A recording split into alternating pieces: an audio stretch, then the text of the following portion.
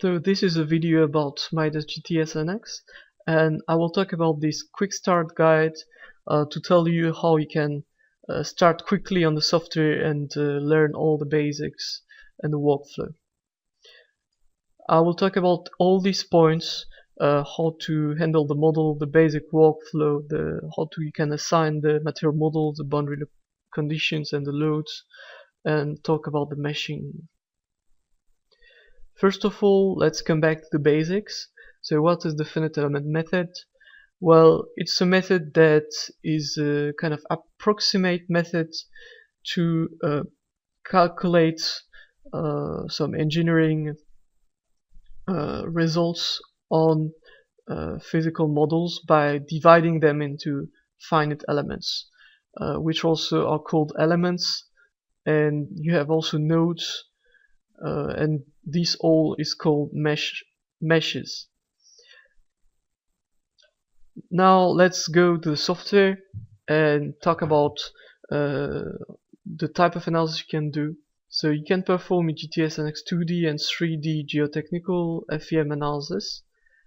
I'll show you directly in the software how it works. So when you open a new project, you have a window which appears and you can choose 3D or 2D.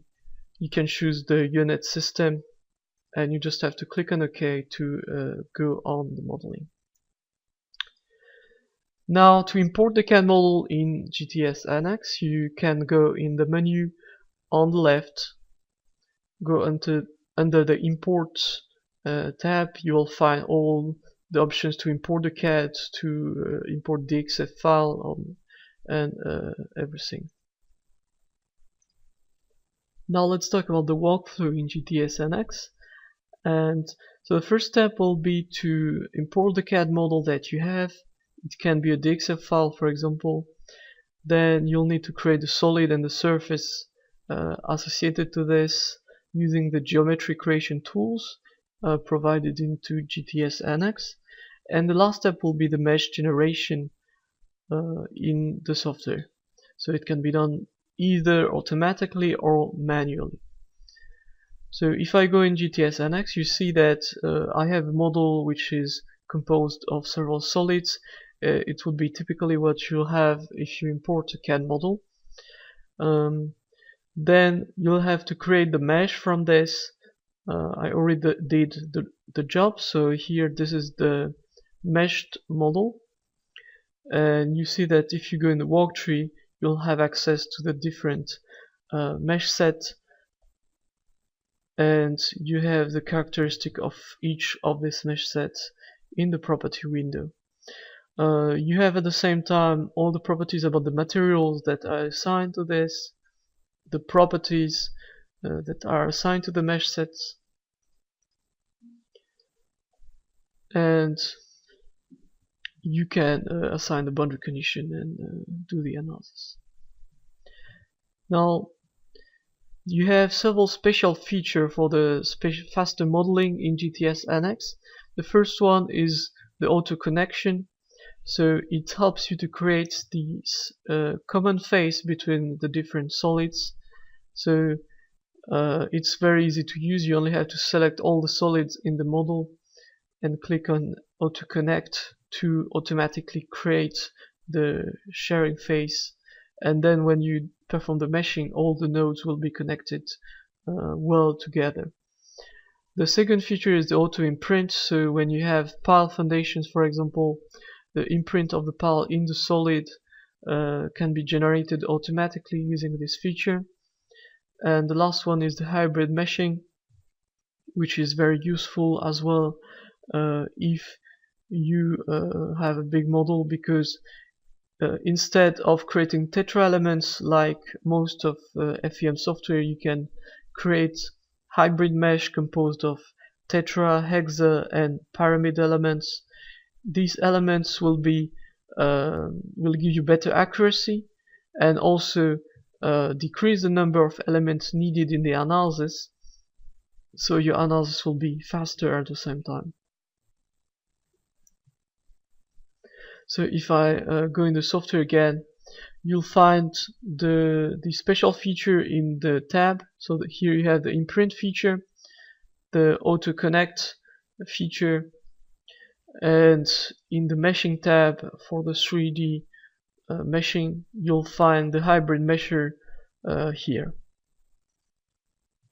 So here my model has been meshed using the hybrid mesher.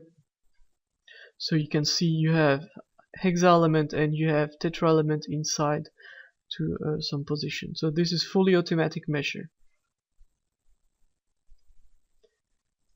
Now let's talk about the material models in GTS NX. So GTS NX provides 15 material models that can be defined as you need.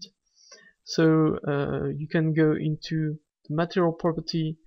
You have the choice between isotropic, orthotropic, or other type of material, and then you click on add. You can choose the type of model you want to use. So elastic, von Mises, Molecular, hyperbolic, or you can even use a supplied material if you want to do your own subroutine in Fortran. You can also import materials from a previous project directly into your new project, so you don't have to define again all these material properties each time. Now let's talk about the contacts. So contacts are a special feature that help you to connect together the different mesh sets that may not be linked together. So there's two cases which typically require the use of the contacts. The first one is when your mesh sets are not connected. So when you didn't create the shared phase between the mesh sets, or maybe when it was difficult to create it, you can mesh them as well and then use the contact to connect them. The second way to use contact is when you're using different types of mesh together. So here in the photo you have hybrid mesh together with tetra mesh, and you need to assign contacts. So it can be assigned very easily by simply going into selecting contacts, selecting the different mesh sets. You click on OK, and the contact will be assigned automatically.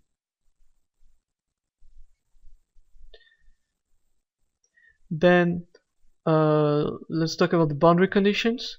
So you have different types of boundary condition in MIDAS GTS NX. So basically you have to assign this boundary to remove the degree of freedom that are not permitted. So the first one you can do is to assign the ground property. So it will automatically consider the shape of the model and block the edges as it is required for the ground.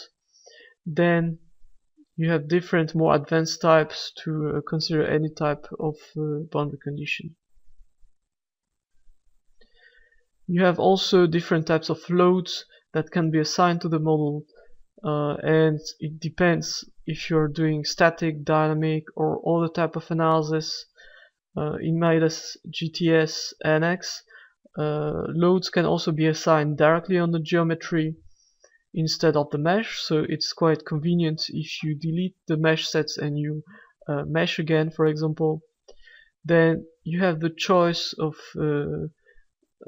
different types of loads in function of the analysis you're doing. The dynamic loads, for example, when you're doing earthquake or nonlinear dynamic analysis, for example, and also static types of loads. Now about the meshing. So meshing is the most important step in the FEA model creation, and mesh quality directly affects the quality and efficiency of the analysis. So in GTS NX it's very easy to create the mesh using the auto mesher. So you have the default tetra or you have the hybrid mesher, and you can also create manually the mesh using the protrude options, for example, in order to get the mesh you need. You have some tools as well to check the mesh quality, because it is required sometimes to get better accuracy of the results. You have different type of analysis type and solvers which are included in GTS NX. So you can choose between them when you're creating the analysis case. So it can be linear, nonlinear, dynamic, consolidation, C-page, etc. And then the solver will take in charge all the data you input into the interface, and it will calculate all that and give the results to the pre-post. So if I show you in the software, if you go in the analysis tab, general, here you have all the type of analysis. Then you can enter name, and you just have to drag and drop the condition you want to consider in the analysis you are performing. You have some analysis control options. For example, for the water level, if you want to automatically consider the water pressure in the soil, all these options are different in function of type of analysis you are doing.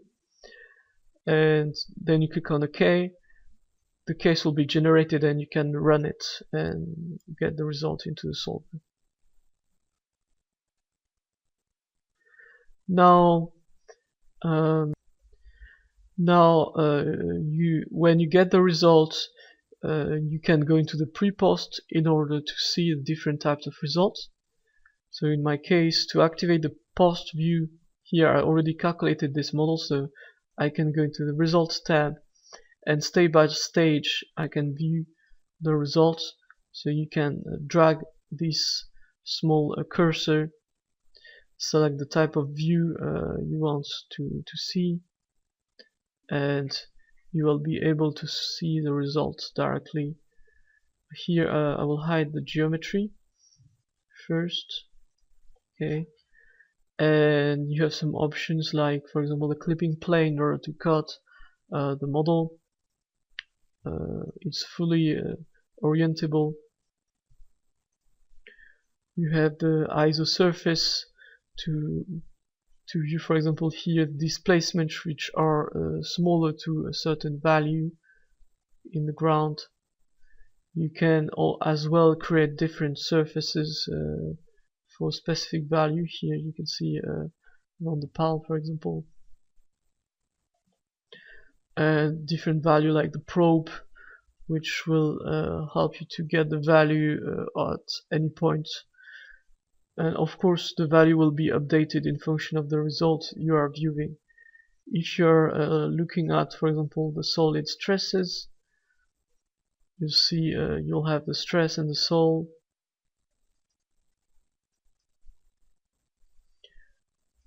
Plastic stresses. So for example, using plastic stresses, you can view where in the soil you have a failure, where you have unloading, reloading of the soil. All this can be viewed on the model.